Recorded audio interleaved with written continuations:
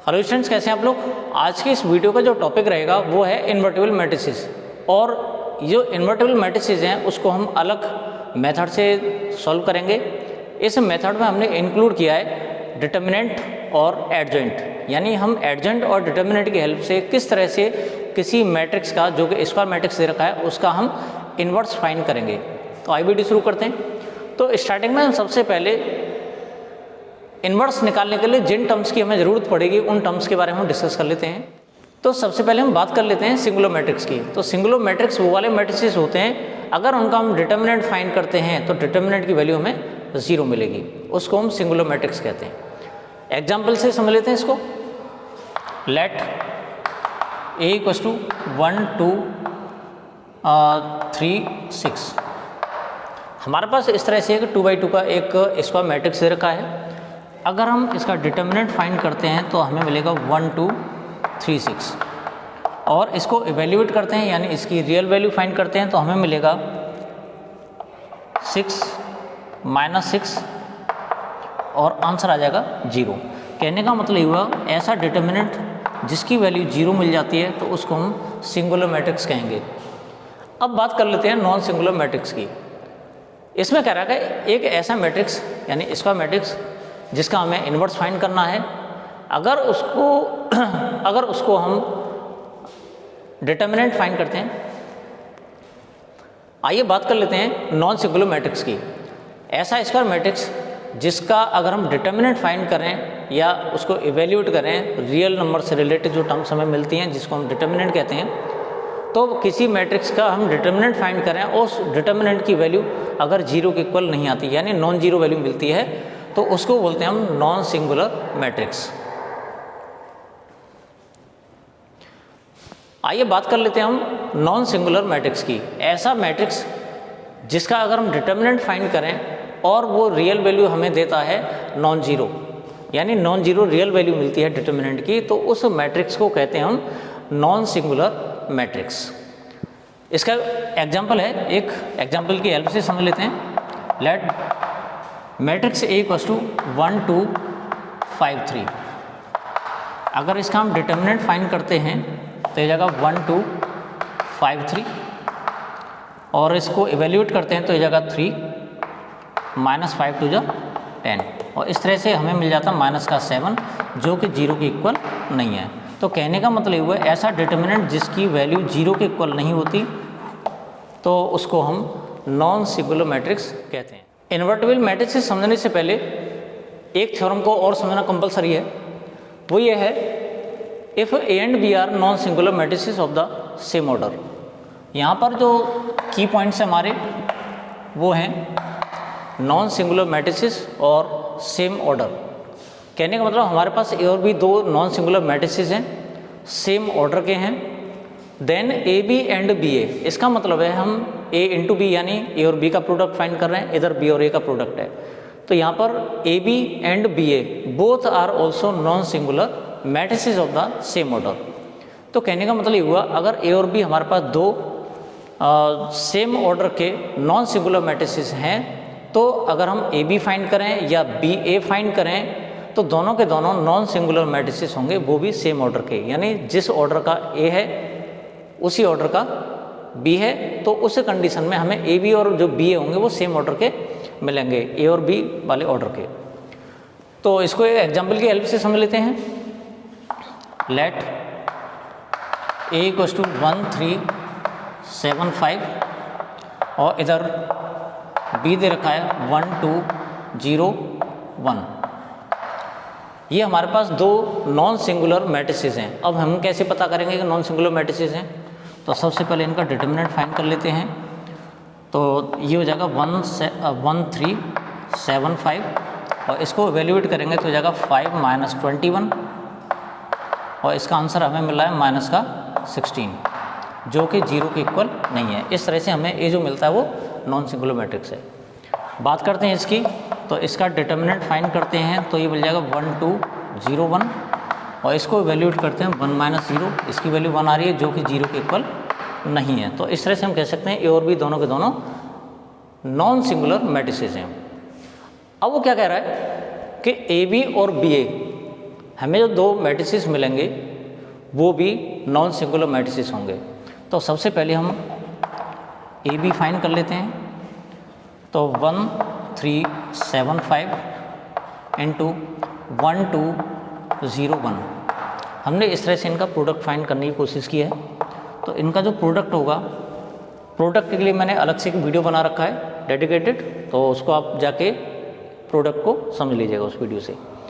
तो जब हम इस R1 का इसके साथ इंटू करते हैं तो 1 इसके साथ हो जाएगा, 3 इसके साथ हो जाएगा, 1 इंटू 1 1 हो जाएगा, 3 का 0 में करेंगे तो 0 हो जाएगा, और ये 1 + 0 इस तरह से मिल जाए, इसको हम 1 लिख सकते हैं।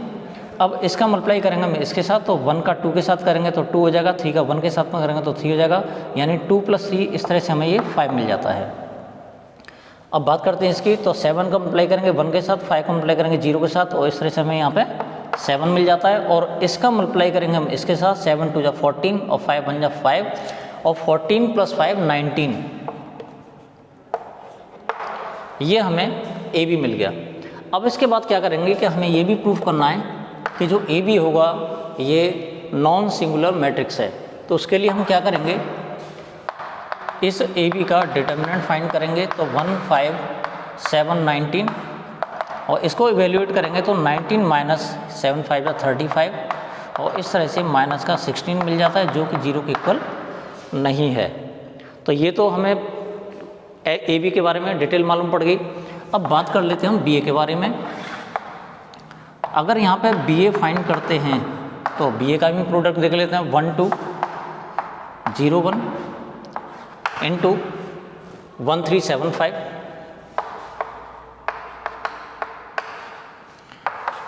अगर इनका प्रोडक्ट हम फाइंड कर लेते हैं तो ये इसका इसके साथ करेंगे तो 1 इसका हो जाएगा, 14 इसका हो जाएगा, 1 + 14 हमें मिलेगा 15। अब इसका मल्टीप्लाई हम इसके साथ करते हैं तो 3 इसका हो जाएगा, और 10 इसका हो जाएगा, 10 + 3 13 हो जाएगा। इसका मल्टीप्लाई इसके साथ करते हैं तो टोटल आएगा 7, और इसका इसके साथ मल्टीप्लाई करते हैं तो हमें टोटल मिलेगा 5। ये बी ए मिल चुका है हमें। अब इसके बाद हम बात करेंगे इसके डिटर्मिनेंट की, यानी हमें प्रूफ करना है कि जो बी ए होगा वो भी एक नॉन सिंगुलर मैट्रिक्स होगा। तो इसके लिए हम क्या करेंगे, इसका डिटर्मिनेंट फाइंड करेंगे, और डिटर्मिनेंट फाइंड करेंगे तो हमें ये इस तरह से मिल जाता है 7 और 5। अब इसको हमें एवेल्यूएट करना है, तो 15 5 = 75 माइनस 13 7 = 91, और इसको हम माइनस कर लेंगे, और माइनस करके हमें मिलेगा -16। तो 11 5 6 हो जाएगा, इधर 8 7, ठीक है, तो जो कि 0 के इक्वल नहीं है। तो इस तरह से कह सकते हैं कि अगर हमारे पास ए और बी दो नॉन सिंगुलर मैट्रिसेस हैं तो उनका जो प्रोडक्ट है, या तो हम ए बी फाइंड करें या बी ए फाइंड करें, तो उनका जो प्रोडक्ट होगा वो भी नॉन सिंगुलर मैट्रिक्स होगा सेम ऑर्डर का। यानी ए और बी हमने इसमें 2x2 ऑर्डर के लिए थे, ये भी 2x2 ऑर्डर का है। तो हमने ए बी देखा तो ए बी भी हमें 2x2 ऑर्डर का मिला है, इधर बी ए फाइंड किया तो बी ए भी हमें 2x2 ऑर्डर का मिला है। और इनके जो प्रोडक्ट्स हैं यानी ए बी और बी ए दोनों के दोनों सिंगुलर मैट्रिसेस हैं, नॉन सिंगुलर मैट्रिसेस हैं। आइए बात कर लेते हैं थ्योरम नंबर 3 की। तो थ्योरम नंबर 3 में ये समझा गया कि अगर हमारे पास दो मैट्रिसेस हैं सेम ऑर्डर के, उनका हम प्रोडक्ट फाइंड करें ए बी या बी ए। आइए बात कर लेते हैं हम थ्योरम नंबर 3 की। थ्योरम नंबर 3 में ये बताया गया है अगर हमारे पास ए और बी दो मैट्रिसेस हैं सेम ऑर्डर के, उन दोनों का हम प्रोडक्ट फाइंड करें, या तो ए बी फाइंड करें या बी ए फाइंड करें, जो भी पॉसिबल हो सके मैट्रिसेस के बेसिस पर। तो उस कंडीशन में अगर हम ए बी का डिटर्मिनेंट फाइंड करते हैं तो उसकी value determinant A into determinant B के इक्वल होगी। कहने का मतलब ये है कि हमारे पास जो दो मैट्रिसेस दे रखे हैं उनका डिटर्मिनेंट हम फाइंड करते हैं, दोनों का डिटर्मिनेंट्स का प्रोडक्ट फाइंड करते हैं, उसका जो आंसर आएगा वो ए बी के डिटर्मिनेंट के इक्वल होगा। आइए इसको एक एग्जाम्पल की हेल्प से समझ लेते हैं। Let A equals to 1 3 -4 0 and B equals to 7 0 5 -1। इस तरह से हमारे पास एक दो 2x2 ऑर्डर के मैट्रिसेस हैं। अगर हम डिटर्मिनेंट ए फाइंड करते हैं तो ये जाएगा 1 3 -4 0, और इसको जब हम इवेल्यूएट करते हैं तो हमें मिलेगा 0 + 4 3 जा 12, आंसर 12 आ जाएगा, जो कि 0 के इक्वल नहीं है। यानी कहने का मतलब ये है कि ये नॉन सिंगुलर मैट्रिक्स है। अब बात कर लेते हैं हम इसकी, बी का डिटर्मिनेंट फाइंड कर लेते हैं। तो ये मिलेगा हमें 7 0 5 -1, और जब हम इसको इवेल्यूएट करते हैं तो हमें मिलेगा -7 -0, यानी -7, जो कि 0 के इक्वल नहीं है। यानी हमारे पास जो बी मैट्रिक्स दे रखा है वो भी एक नॉन सिंगुलर मैट्रिक्स है। दोनों के हमें डिटर्मिनेंट की वैल्यूज़ मिल चुकी हैं। अब इसके बाद बात करते हैं हम दोनों के प्रोडक्ट की। अगर हम ए बी फाइंड करें तो ए बी फाइंड करने के लिए हमारे पास जो नंबर्स हैं 1 3 -4 0, और उसके अलावा 7 0 5 -1, इनका प्रोडक्ट फाइंड करते हैं। तो इसका मल्टीप्लाई हम इसके साथ करते हैं तो 1 7 जा 7 और 3 5 जा 15, 15 + 7 22। इसका मल्टीप्लाई हम इसके साथ करते हैं तो इसका 0 हो जाएगा, और 3 बन जा -3, ये मिल जाएगा। अब इसका मल्टीप्लाई कर हम इसके साथ में -28 + 0 -28, और इसका मल्टीप्लाई हम इसके साथ करते हैं तो हमें मिल जाएगा ये 0। ये तो बात हो गई इसकी, यानी ए बी का हमने प्रोडक्ट फाइंड कर लिया। अगर हम ए बी का डिटर्मिनेंट फाइंड करते हैं तो 22 -3 -28 0, इसको इवेल्यूएट करते हैं तो इसका मल्टीप्लाई इसमें करना पड़ेगा, इसका मल्टीप्लाई इसमें करना पड़ेगा, तो ये जगह 0 माइनस, दोनों माइनस के हैं, 28 3 जा 84, और हमें मिलेगा माइनस का 84, जो कि एक नॉन सिंगुलर मैट्रिक्स है। इसका जो प्रोडक्ट मिलता है हमें, जो पिछला टॉपिक हमने बताया था, अगर हम दो नॉन सिंगुलर मैट्रिक्स का प्रोडक्ट फाइंड करते हैं तो जो प्रोडक्ट मिलता है वो भी नॉन सिंगुलर मैट्रिक्स होगा, जो यहाँ प्रूफ हो चुका है। तो हमें ए बी का जो डिटर्मिनेंट है वो माइनस का 84 मिल चुका है। अब बात करते हैं इनकी। अगर हम determinant A into determinant B ये फाइंड करते हैं तो हमारे पास डिटर्मिनेंट की वैल्यू 12 है और इसकी वैल्यू -7 है। दोनों का मल्टीप्लाई करते हैं तो हमें मिल जाता है माइनस का 84, जो कि किसकी वैल्यू है, वो है डिटर्मिनेंट ए बी की। तो इस तरह से हम कह सकते हैं कि determinant of A B equals to determinant of A into determinant of B. मैं समझता हूँ ये टॉपिक बहुत अच्छी तरह से समझ आ गया होगा। आप और भी कई सारे एग्जाम्पल लेके इसको सॉल्व कर सकते हैं, कोई दिक्कत वाली बात नहीं है। इन्वर्टेबल मैट्रिसेस को समझने के लिए एक इंपॉर्टेंट टर्म और सीख लेते हैं, और टर्म ये है, if A is a non singular square matrix of order n। अगर हमारे पास कोई ए मैट्रिक्स दे रखा है जो स्क्वायर मैट्रिक्स है और नॉन सिंगुलर मैट्रिक्स है, उस कंडीशन में determinant of adjoint A equals to determinant of A raise to the power n-1। तो ये इस फॉर्म में हमें प्रूफ करना है। तो हमने क्या किया, let A B the matrix of order 3। हमने एक स्क्वायर मैट्रिक्स कंसीडर कर लिया अपनी तरफ से, और जिसका ऑर्डर है 3/3, यानी 3 ऑर्डर का हमारे पास एक स्क्वायर मैट्रिक्स है। हम पिछले वीडियो में बता चुके हैं कि adjoint A into A equals to determinant of A into I, ये हम प्रूफ कर चुके हैं। और इसके अलावा एक और प्रूफ किया था, A into adjoint A equals to, यानी ये कम्यूटेटिव होते हैं, इनका जो प्रोडक्ट है इस तरह से हमें कम्यूटेटिव मिलता है। और इसकी जो वैल्यू थी वो थी डिटर्मिनेंट ऑफ ए इंटू आई, जहाँ पर आई जो हम लेंगे वो इस वाले मैट्रिक्स के ऑर्डर का होगा, यानी सेम ऑर्डर का होगा। कहने का मतलब ये है कि आई का जो ऑर्डर होगा वो भी 3/3 ऑर्डर का होगा। अब इसके बाद तो हमने क्या किया, डिटर्मिनेंट ऑफ ए इंटू, क्योंकि ये आई आइडेंटिटी मैट्रिक्स है तो इसको हम 1 0 0 0 1 0 0 0 1 इस तरह से हमने इसको इस तरह से लिख लिया है। अब इसके बाद अगर हम इसका मल्टीप्लाई इसमें कर देते हैं तो हमें मिलेगा determinant of A 0 0 0 determinant of A 0 0 0 determinant of A, ये मिल जाता है एडजॉइंट ए इंटू ए। ये इस तरह से वैल्यू मिल जाती है हमें। अब हम दोनों साइड का डिटर्मिनेंट फाइंड करेंगे, टेकिंग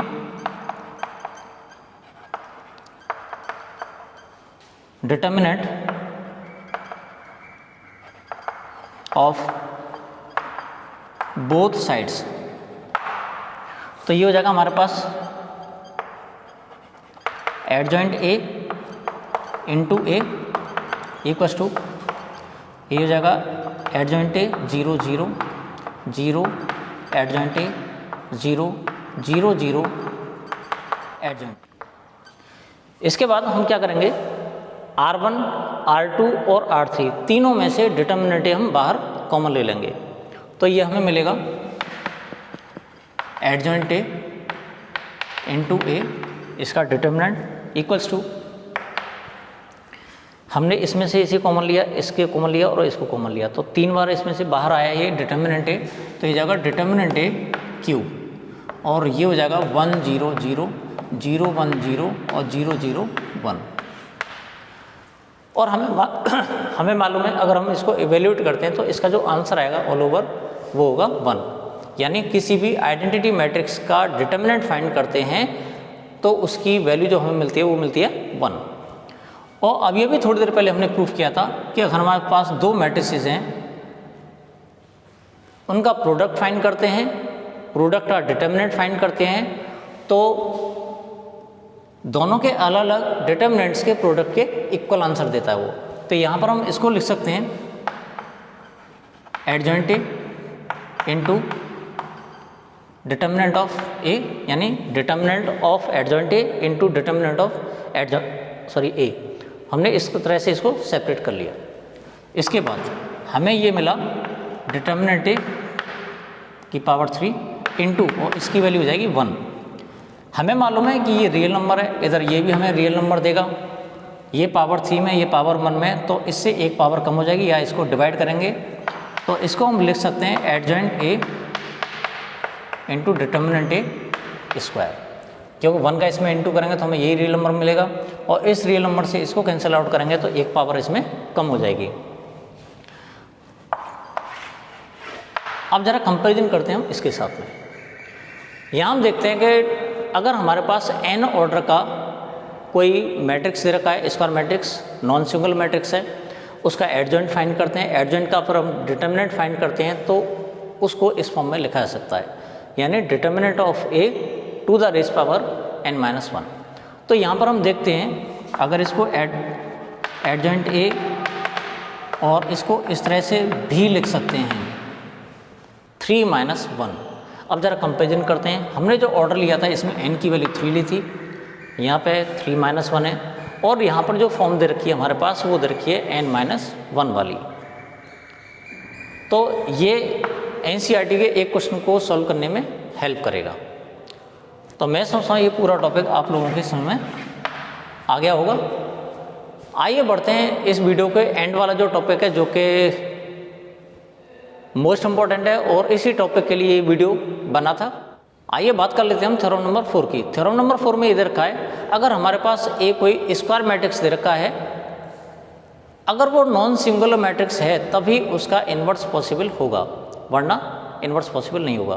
कहने का मतलब ये है, ये थ्योरम इन्वर्टिबल मैट्रिसेस की एक कंडीशन दे रही है कि अगर हमें किसी मैट्रिक्स का इन्वर्स फाइंड करना है, अगर वो मैट्रिक्स इन्वर्टिबल है एक तरह से, तो ये तभी पॉसिबल होगा अगर वो मैट्रिक्स नॉन सिंगुलर मैट्रिक्स है। तो let A B a non singular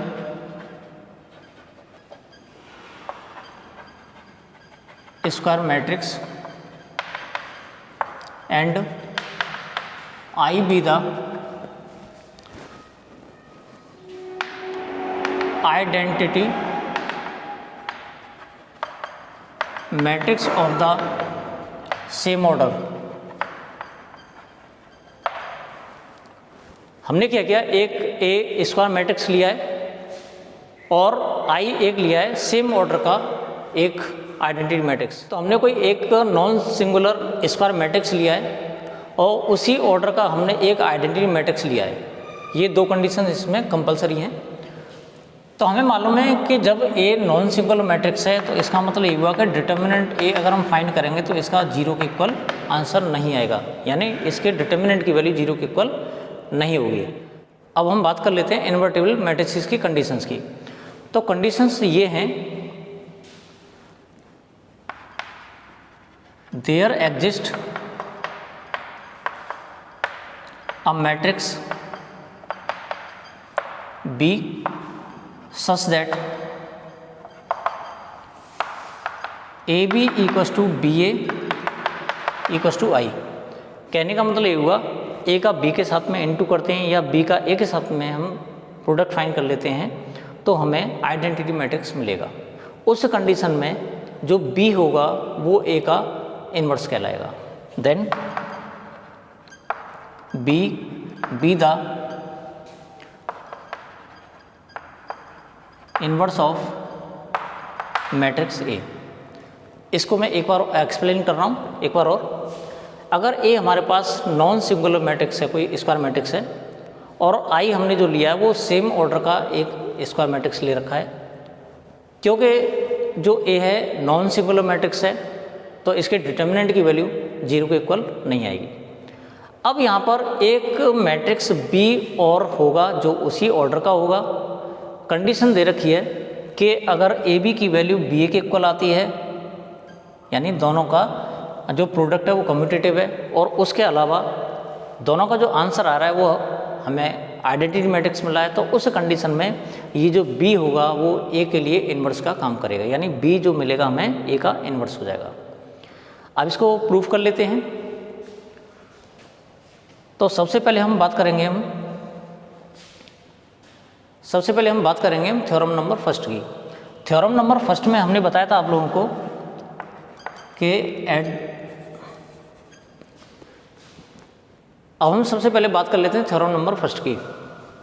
theorem number first में हमने बताया था आप लोगों को adjoint A into A equals to A into adjoint A equals to determinant of A into I. ये वाली कंडीशन हमने प्रूफ करके बताई थी थ्योरम नंबर फर्स्ट में। हमने क्या किया, इन तीनों साइड्स को डिटर्मिनेंट ए से डिवाइड कर लिया, तो हमें मिलेगा adjoint A into A upon determinant A equals to A into adjoint A upon determinant A equals to determinant A into I upon determinant A. क्योंकि दोनों रियल वैल्यूज हैं, ये कैंसिल आउट हो जाएंगी। अब बात करते हैं इसके बारे में। इस डिटर्मिनेंट को हम इसके साथ लिख लेते हैं, तो हमें मिलेगा 1 upon adjoint determinant A into adjoint A into A equals to A into 1 upon determinant A into adjoint A equals to, और यहाँ बचता है आई, यानी आइडेंटिटी मैट्रिक्स।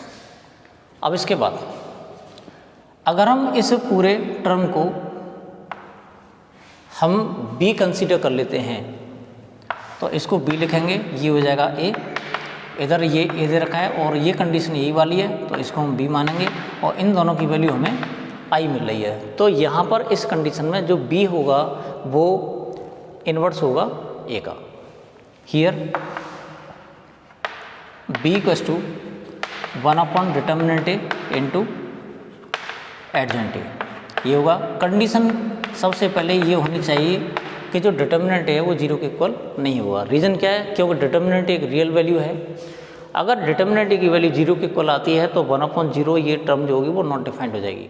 अब इस पूरे टॉपिक को हम समराइज़ कर लेते हैं, और समरी में ये दे रखा है, अगर हमारे पास कोई ए स्क्वायर मैट्रिक्स दे रखा है और उसका हमें इन्वर्स फाइंड करना है तो उसके लिए सबसे पहले क्या फाइंड करते हैं, डिटर्मिनेंट की वैल्यू। यानी सबसे पहले हम उस मैट्रिक्स का डिटर्मिनेंट फाइंड करेंगे और फिर कंफर्म करेंगे कि क्या वो नॉन सिंगुलर है या नहीं है। अगर सिंगुलर मैट्रिक्स है तो उसका इन्वर्स पॉसिबल नहीं होगा। तो यहाँ अगर डिटर्मिनेंट की वैल्यू नॉट इक्वल टू 0 आ रही तो वो नॉन सिंगुलर हो जाएगा। उसके बाद बात करते हैं हम एडजेंट की। उस मैट्रिक्स का एडजेंट फाइंड करते हैं, तो एडजेंट एक मैट्रिक्स होगा। उस मैट्रिक्स में हम डिवाइड कर लेंगे उसके डिटर्मिनेंट से, और जो आंसर आएगा वो उसके इन्वर्स के इक्वल आ जाएगा। मैं समझता ये पूरा टॉपिक समझ आ गया होगा। मिलते हैं अगले वीडियो में नेक्स्ट टॉपिक के साथ में।